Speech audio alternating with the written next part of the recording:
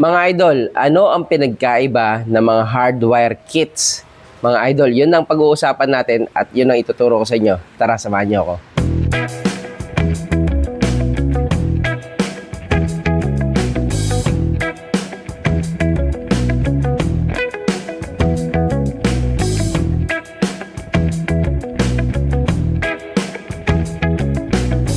Good morning mga idol. Ito, pag-uusapan naman natin tungkol para sa ating dashcam kasi syempre nga mga idol, marami na simula nung nag-vlog tayo nung nakaraan, ang dami nagpa-install sa akin and ang dami talaga before pa naman ko i-vlog yun, marami na talaga nagpapa-install pero syempre nga katulad ng sinabi ko sa inyo, pagka nagbigay ako ng pricing, pagka nagbigay ako ng price ng dashcam lang kasi nga po, isang box na to Talagang hiwalay po talaga siya.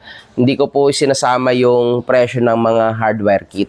No? Pero syempre, nagkakaroon ng konting computation. Kasi nga, ganito, no? Nangyayari, bibigyan ko siya ng presyo ng pang dashcam lang and then iwalay ko yung presyo ng hardware kit. Sa isang ano naman yun, nakalagay naman yun na kumbaga sa isang message, kunyari, itong dashcam, ito yung presyo. Yung hardware kit, ito yung presyo. Ngayon, mga idol, pag-uusapan natin yung mga hardware kit. Kasi, lagi ng tanong sa akin, bakit kailangan pa ba yung hardware kit? O, salita ko, syempre, hindi niyo po kailangan. Gagana po yan kahit walang hardware kit. Kasi nga, pagdating sa ating dashcam, meron po yung free na ganito na. No? Free. Kasama na po yung sa box. Hindi niyo kailangan ng hardware kit.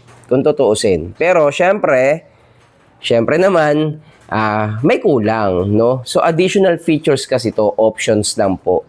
Pero gagana yan ng ito lang. Ito po yung, mamaya papakita ko ng close-up. Ito yung sa may cigarette lighter, no? Sa cigarette port, no? Yung charger ng cellphone nyo, doon po ito siya itinutusok. And then, pagka ito lang po kasi ang gamit ninyo, ang nangyayari po dyan, pagka ito po kasi ang gamit ninyo, ang nangyayari dyan, pagka nag-on kayo ng susi, yan, nag-accessories na kayo, basta na-on nyo na yung susi, magre-record na yan.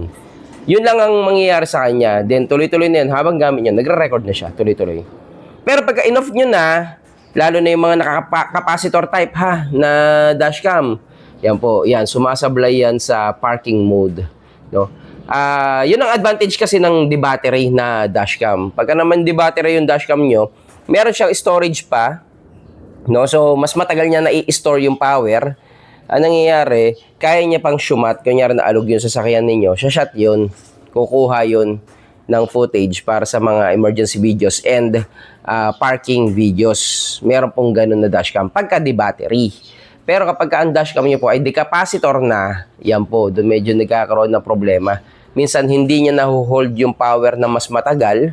So, meaning to say, no, may tendency yung pagka nabanggay sa sakyan nyo while nakapark siya, hindi siya mag-record. Yun po ang disadvantage ng capacitor. Kasi karaniwan, mga nagbumibili ng dashcam, sabi, maganda capacitor. Yes, maganda po siya talaga. Pero syempre, may downside din. Unlike ng de-battery, meron din siyang pros and cons, no? Parang ganun yan, no? So kapag kunyari, ayan nga, capacitor, yung charge po nun. Kasi syempre, capacitor is capacitor, battery is battery. Alam mo naman po natin na kapag ang capacitor, ang trabaho talaga niyan, to regulate the power lang talaga Sa electronics, yun talagang trabaho niya no? Mag-regulate ng power. Kumbaga, meron siyang parang buffer sa power na pinopondohan, no? Hindi siya talaga storage. But, dahil sa technology natin ngayon, nagawa na nila ng paraan yun. Yung capacitor, ginawa na nilang storage na rin. Kaya niya na mag-hold kahit papaano ng kuryente, hindi nga lang ganun katagal. Talaga nagde-drain po yun mag-isa. Lahat po ng capacitor, nagde-drain mag-isa. Talagang hindi niya kaya ma-hold. Unlike ng battery, talagang kaya niyang i-hold yung power ng mas matagal. Lalo mga lithium, di ba? Ang tagal. Kapag ginamit mo, doon na siya talaga na di-discharge. Yun ang advantage ng di-battery. Ang advantage naman ng di-capacitor, pagka-capacitor ka nga, yun nga, maganda sa, yan, lalo na ngayon, summer, no? Yan, dashcam pa naman, pag nilagay mo yan, doon sa may windshield, di ba? Sa windshield, di ang init nun, no? So, sa mga tropical countries, katulad no sa atin, maganda talaga, di capacitor. Kaso naman, yun nga, pagdating sa de-battery, matibay din naman ang de-battery kahit papaano, ginawa nila ng mga insulation yun. Pinag-aralan din naman nila yun na hindi basta-basta bibigay. Yun nga lang. Pagka di-battery ka, yun. Okay ang parking mode. Meron siyang ganung features. But, eto na nga, pag-usapan na nga natin, no? Dahil nga di-capacitor ka, kailangan mo ng hardware kit para gumana yung parking surveillance.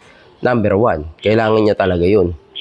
Pero kahit di battery ka, maganda pa rin, naka-parking surveillance. Bakit? Dalawa kasi ang parking surveillance natin. Hindi porket sinabing parking surveillance, tuloy-tuloy siya nagre-record. Hindi po ganun, no? Meron siyang parking surveillance na magre-record siya, naka-standby siya. Pag naalog yung sasakyan mo, magre-record po siya ng video. So, kunyari naatrasan, no? Ito yung sasakyan mo, naatrasan, umalog. Magre-record po yun. Pag alis ng sasakyan na nakabangga sa inyo, napaplakahan mo yun. Mapaplakahan mo dahil nga nag-record siya. Yun po, parking surveillance din yun. Yun. Ngayon, yung isa pang parking surveillance na mas bago ngayon, yun nga yung may time-lapse video, which is nagka-capture nga siya ng 1 frame per seconds. Ngayon, na nangyayari doon, per second, pak. 1, 2, 3, 4, 5, yun. Shot siya ng ganun. Then, kinoconsolidate niya para maging video. And then, pagka pinlay mo yun, kengkoy. Ang bilis. Ganunan lang. Pero, pagka gusto mo na makita yung nangyari, slow mo lang yun.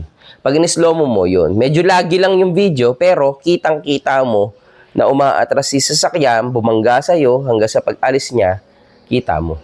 Yun naman ang time-lapse video, which is kukonsumo na po yun ng power. Kahit di battery ka, di capacitor ka, ubos talaga yung battery ng inyong dashcam. Ang dashcam po karaniwan ng battery storage niya nasa 500 milliampere hour lang. So, ang consumption po ng dashcam ay medyo malakas din. Siguro mga ilang minuto lang po gagana yun. Kapag nag-record siya all alone, battery niya lang, hindi po tatagal. Siguro mga 30 minutes lang siya makapag-record. Todas na ang battery nun. Yun po yun. Kaya tayo naglalagay ng hardware kit para backupan yung battery niya or yung capacitor niya, backupan ng battery ng sasakyan. Ngayon, ang mangyayari, ang tanong dyan, sir, malulobat naman, no? Yun nga po ang purpose ng hardware kit natin. Intelligent po yan. Meron niyang settings na pinoprotektahan niya yung inyong sasakyan. Sa amin po mga idol, lahat na in-installan ko, wala naman nagreklamo na, sir, nalobat ako. Isa lang pala. Actually, hindi siya nagreklamo after installan. Hindi Habang ini-installan namin, sabihin ko na yung model, no, Honda na hybrid. Talaga install pa lang, hindi siya nalolobatan. Siyempre, alam niyo naman hybrid, no? I-start yan Una, battery. Battery yan. Naka-start na yung sasakyan, no? Pero battery muna, walang engine, no?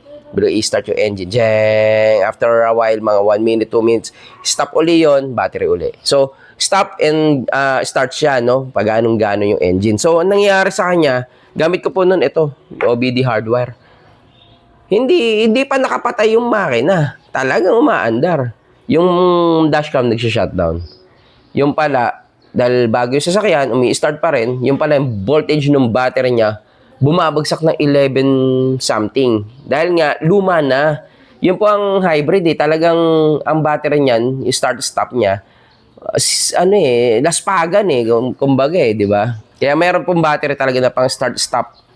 No? So, laspagan siya, nangyari. Syempre, pag umi-start yan, hihigop ng battery Bumabagsak. Pag bumagsak, naapektuhan yung dashcam, ang isip niya, nag-turn off na. Kaya pumapasok na parking surveillance, gumaganon siya. Yun lang, pero bukod doon, yun po hindi po siya nalobatan. Talaga yung sasakyan niya, pasira na yung battery. Nagpalit ng battery, okay na uling yan. Ngayon, no, na-share ko lang mga idol para sa mga naka-hybrid, no, na may ganung mga tendencies. Ngayon, mga idol, ito nga, no, ang ating hardware kit, meron po yung protection. No, i-discuss ko muna sa inyo bago ko ipakita lahat. Medyo matagal pero bibigyan ko po kayo ng mga information na kailangan nyo pagdating sa hardware kit kasi alam niyo na mga dashcam ngayon, lagi may hardware kit na hindi lang po sa 70 may kahit sa ibang brand, no, para magkaroon kayo ng kalinawan na information. Ngayon mga idol, pagdating dito sa mga hardware kit natin, meron po yung mga protection. Kung nasa settings ng dashcam, nandun po. No? Bibigyan ko kayo ng iba't ibang senaryo kasi iba-iba rin na nangyayari. Dito po sa ating hardware kit, katulad nito isang hardware kit namin, meron na po itong settings dito sa mismong module niya ito. Meron siyang pinipihit. Meron ding hardware kit na katulad nitong dalawang to, ito. Ang nangyayari sa kanya, pagpalitin ko nga. Ang nangyayari sa kanya, itong dalawang to, ang settings po nito ay nasa camera mismo. Magsiset ka po doon ng voltage, protection voltage.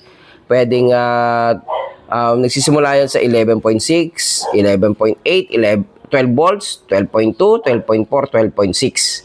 Ganun po yung settings niya, nandun po yun.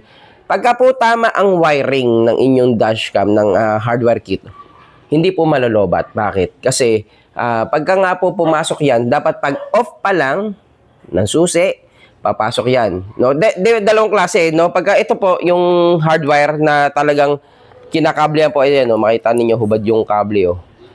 Hindi po OBD Yung hardware po na ganito, talagang pagka-off nyo po ng sasakyan, pasok agad sa sa parking surveillance mode. Dapat ganun siya. Pagka inon nyo, dapat balik sa normal operation. Pagka po hindi gumanon, malolobat po yan. Bakit? Ibig sabihin, may mali sa wiring. Marami pong installer na hindi naman yung bang hindi sila official na installer kasi, and then marunong na sa electrical pero hindi nila masyado bang naintindihan. Merong ganun pagka-install nila, pag wiring, yun na, di lobat. Maraming ganun. Marami talaga. At ang baterya po, mga sir, warningan ko kayo. Hindi po deep cycle ang battery ng sasakyan. Iba po ang deep cycle. Ang deep cycle, kaya niyan dumive ng kahit 10% na lang ang voltage, ang charge. Kaya niya rin mag-full charge, ganun. Ang baterya po ng ating sasakyan, hindi po siya deep cycle. Ibig sabihin, may certain percent siyang dapat mini-maintain. Dapat nasa 50% lang ang total na nade-drain sa kanya. Pagka po lagi yan dumadive, siguro mga 5 to how many times lang? 5 to 7 times. Todas ang battery nyo. Sige, kayo po mismo. Siguro naman, meron na kayong alam na mga ganyang kwento. Nalobat lang, bago pa raw ang battery, sir, bago lang to Pero nalobat ako, dumive yung battery, nag-zero. As in, wala nang mabuksan na ilaw sa sasakyan. Dahil nga, dapan-dapa ang battery. Pagkatapos po nun, nakatatlong dapa or minsan, isa nga lang Todas ang battery, kahit bago. Yun po ang battery na sasakyan natin, hindi siya deep cycle. Hindi niya po kayang bumaba ng more than 50%, masisira siya doon. Yun. Kaya po, ang pag-install ng hardware kit napakahalaga. No? Kung gusto nyo, katulad nito, safe na safe Kasi ito OBD na, plug and play. Talagang nakadesign na to. Hindi nagkakamali. Pero itong mga to, yung mga decoupling ganito, pagka po nagkamali, good luck. Kaya po medyo maingat kami dyan. Opo, kasi kawawa naman po si si idol natin na masisiraan ng battery, nalolobatan. Kinabukasan ng pagbukas, wala na, patay na. Ngayon mga idol, ganun nga, so, ganun nga yung purpose niya, dapat pag off mo, papasok sa surveillance mode, and then parking surveillance, then pag on mo, gagana na. Ngayon, sa atin pong OBD hardware, pagka to patay mo, ayan, marami nagtatanong niyan, pagpatay ng ating engine, minsan hindi po siya talaga pumapasok agad sa surveillance mode. Entering the parking surveillance mode.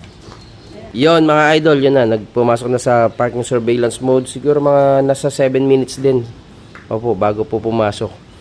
Yon, pagka pumasok na ng ganon, yan na, na po yan, papasok na sa time-lapse, naka-standby na yan. Kapag may collision, magre-record po yan 10 seconds video before and after. After mga 20 minutes. Basta 20 seconds, Ganun po. So, basta may buffer yan 10 seconds before and after. Parang ganun, So, pagka po pumasok na ng ganyan, tuloy-tuloy na po yan. Mag-o-on na lang uli yan pagka nagsusi na po uli kayo ng sasakyan o nag-start na kayo. May 5 minutes, minsan may 10 minutes, may 15 minutes, may 20 minutes pa. Minsan nga, umabot pa ng 30 minutes bago pumasok ng parking surveillance. Bakit? Kasi po ito ay meron siyang, may delay kasi ang OBD. Hindi po siya ang may delay Yung OBD po mismo yung sinasaksakan niya. Kasi nakakonekta pa rin yun, may kumukontrol pa rin doon, nasa ECU pa rin. Kinokontrol niya yung ACC voltage. So, dalawa kasi yan, isang ACC and VCC. Pag sinabing ACC, let's say na lang accessories. Yun. Magkakaroon lang siya ng power kapag sinusi mo na yung sasakyan. Mag-on siya. Pagka naman yung VCC, yun po, lagi may power. Para siyang direkta sa battery. So, isa, pag sinusi mo, meron. Yung isa, pagka sinusi mo o hindi, lagi siyang meron. Yun po yun. Kaya may 3 wire lang to Ayan, kahit po ito, 3 wire na ito. Yan ACC, VCC, and the ground. Yun. So, yun nga po, no, pagdating dito sa OBD, pa yun sa pagka-off mo niyan, may delay pa kasi si OBD ang nagsasabi, si computer box, nagsasabi ko i-off niya na. Bakit? Kasi sa diagnostic purposes, ganun talaga. Kasi kapag nagda-diagnose ka ng sasakyan, hindi po pwede pag-off mo, mag-o-off na rin yung diagnosis, di ba? Meron ka kasing tinetest na kailangan naka-off yung engine. So, binibigyan niya ng time bago siya mag-off, mag-total shutdown. No? Pero kailangan niya mag-total shutdown kasi syempre, yun nga, may mga accessories kang pwede isuk doon. Mag-shutdown yan after 15 minutes, ganun. Pero yun nga, no, hindi siya agad-agad. Pero okay lang yun. Talagang mag-off din siya mag-isa. Yun. Ngayon, mga idol, no, yun nga, no, mamimili ka ito. Papakita ko lang sa inyo, no. Sorry mga idol, medyo mahaba talaga itong discussion na to. At gusto ko kasi fully informed kayo. Ngayon, ito po yung ating OBD hardware kit. Meron po siyang module and may settings na po dito, may configuration. Ito naman po yung ating, i-close up ko mamaya. Ito po yung ating 4G hardware kit, no? 4G LTE, meaning meron po siyang saksakan ng SIM card, no? At meron din tong compatibility sa ibang, kumbaga, hindi sa lahat ng dashcam ginagamit to, no? And then, ito po yung pinaka-regular, pinaka-mura na hardware kit. Yan. Wala siyang ibang features kundi gumana lang during parking mode. And then, ito po yung ating regular na power supply, which is, ito po yun. Tara, i-close up ko sa inyo.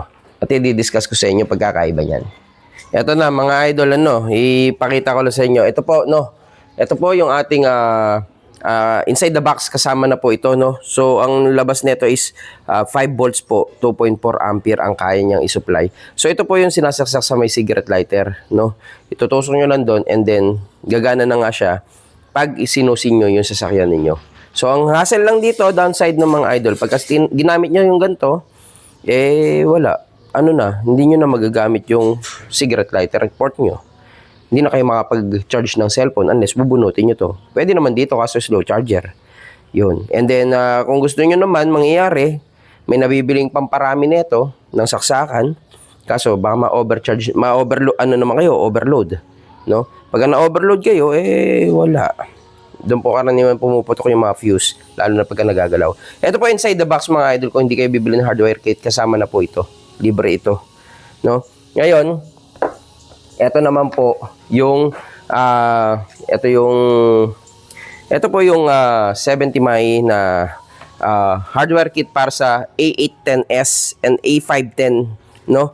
So A810, A810S, A510, no? Mga idol, ito po kasi yung mga may live streaming na sinasabi. Kapag po may live streaming, ito po, hina-hardware po namin yan. Yan, o. Yan, mangyayari niya, mga idol, ito, may SIM card po ito. Teka lang, ha? Okay, so, ito po, no, ipakita ko lang. Ito yung pinaka, niya, yan, o, para rin sa cellphone, no? Yan, o. Nalalagyan siya ng SIM card. So, nandito po yung kanyang SIM module para naman po sa data connection. Kailangan niya kasi ng internet, no? Kapag po kasi kayo A810S, no? Yan yung mga may live streaming. Kailangan po yan ng internet connection o ng data. Kasi doon po dadaan yung stream, yung video. Kunyari, nasa Baguio yung sasakyan, doon po dadaan yung video ng dashcam, papunta dito. Doon po dadaan sa internet, sa SIM card. So, may load po ito, dapat, no? May load po ito, dapat may internet siya, papunta. Yun nga, internet, via internet dadaan yung video, papunta sa inyo. Kung nasa Quezon City kayo, nasan man kayo, mapapanood nyo nga. No, kaya siya may SIM card. No, ngayon mga idol, yan, no? So, gagana rin yung parking mode, ganyan po yan. So, pag tinanong nyo po, kasama na po ang installation sa pricing ko nito. Yan po, install po namin to kasi hinahanapan po ito ng pagtatapan. Hindi po siya basta-basta tinutusok lang, hindi siya plug and play. May wiring po siya. Ngayon, mga idol, tatanungin mo, mag-void ba yung warranty? Hindi po kasi dadaan po tayo sa fuse stop kit katulad po nito. So, ito po ay kung-connecta namin yan, pinagdudugtong na ganyan, no? Pagkadugtong niyan, ito po yung pinaka magiging connection. Itutusok po namin to sa may fuse box ninyo. So, hanapan lang namin ng tamang fuse kung saan dadaan, no? Kasi, yun nga yung sinasabi ko sa inyo, ito po ay ACC, ibig sabihin, may kuryente lang pag sinusi, pagka nag-turn on ka. Dapat yun lang, doon lang siya magkakakuryente. Ito naman, magkakakuryente lang. Ito, lagi may kuryente. Nakasusi man siya o nakahinto, wala, nakalakas sa sasakyan, naka-off ang engine, may kuryente lagi itong BCC Plus. No, ito po magkakakuryente lang kapag sinusi. Yun po yung hinahanap namin. And then syempre ito, grounding lang to. Yung black, ground lang, iipit lang yun doon. So, kinokonekta po namin yan dito, tutusok po namin doon sa may fuse box ninyo. Kaya wala po kaming ini-splicean na wire. Wala po. Yan. Ngayon mga idol, no? Yan, isinama ko lang kasi yan, no? Type C kasi yan, eh. Type C.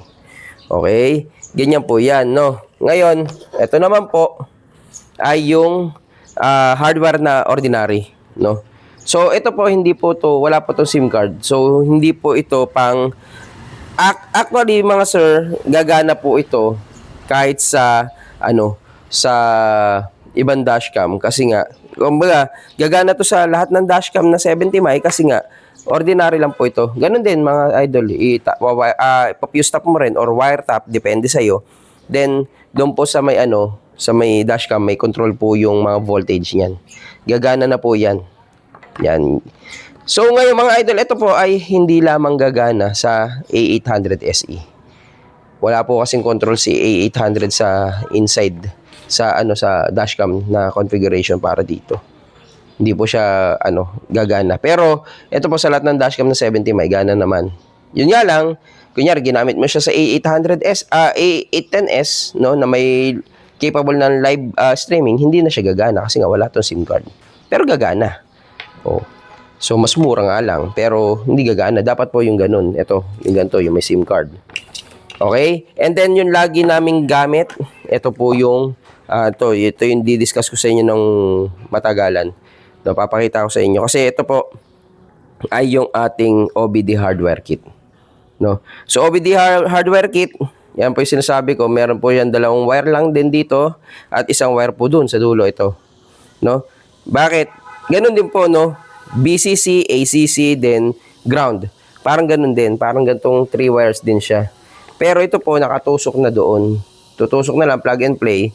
And then, si ECU po o yung module po ng sasakyan natin ang bahala kung kailan siya magtatanggal ng kuryente at magbubukas. Pero, yun nga po, no, ang kagalingan nito, meron po siyang configuration na dito. Yan, no. May mga deep switches siya na pwede mo iset. No, katulad nito, ilapit natin na onte, ha. Yan, no, pwede nyo siyang iset, no. Pwede akong kumuha, yan, no. Nakalagay po dyan, 11.6, 11.9, 12.2, 12.5 volts, no. So, ibig sabihin, kung ano pang battery protection ang gusto ko. Kung gusto ko hanggang 12.2 lang siya gagana, ibig sabihin, ang kuryente po, pag bumaba ng 12.2 volts, hihinto na po siya para po hindi malobat yung sasakyan natin at makapagpa-start kayo, no. So, ibig sabihin ng mga idol, 1 and 2 switch is dapat naka-down, tsaka yung isa naka-up. So, yun po yun, down, up.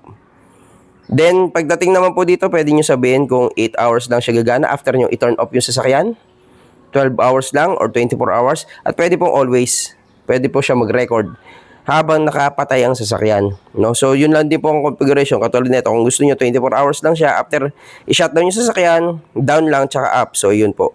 Down, tsaka up, yung number 3 and 4. No? And then, ACC settings, number 5, yan po kung sakaling hindi namamatay ang ACC. No? Pag bumaba siya ng 13 volts, na siya, magpapasok na siya sa parking mode. Kapag naman naka-off siya, 12 volts. Pag bumaba siya ng less than 12 volts, doon lang siya gagana. Doon lang mag-off o magka-cut off yung ACC. No? So, ito po, dapat naka-set lang siya as default. Pero yun na nga mga idol, no? Yan, no? Pag naka-always siya, hihintayin niya hanggang maubos yung battery ng, hindi maubos, no? Pumasok sa threshold ng 12.2, tsaka lang siya hinto sa paggana. Yun po.